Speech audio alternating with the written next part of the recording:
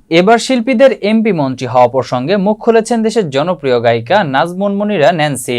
তিনি রাজনৈতিক দল বিএনপির সমর্থক, ফলে ইচ্ছা থাকা সত্ত্বেও বিগত সরকারের আমলে সেভাবে তেমন একটা গান গাওয়া কিংবা কোনো কনসার্টে অংশ নিতে পারেননি। অন্যদিকে অনেক শিল্পী নানা সুবিধা পেয়েছেন, শুধু তাই নয়, হয়েছেন এমপি মন্ত্রীও। সরকার পতনের পর ফের সরব হয়েছেন ন্যান্সি।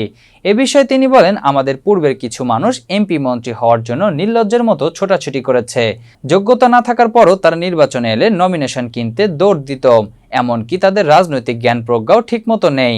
তাদের বাসনা একটাই, এমপি মন্ত্রী হতেই হবে। তিনি প্রশ্ন রেখেছেন, শিল্পীদের এত এমপি মন্ত্রী হওয়ার শখ কেন?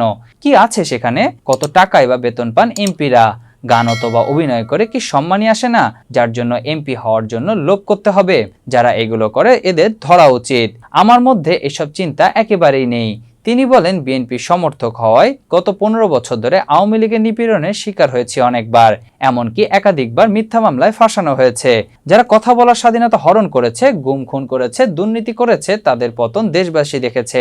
আবারও যেন এমন কেউ আর ক্ষমতায় না আসে, সেদিকে দৃষ্টি রাখতে জনগণের কাছে অনুরোধ ন্যান্সির।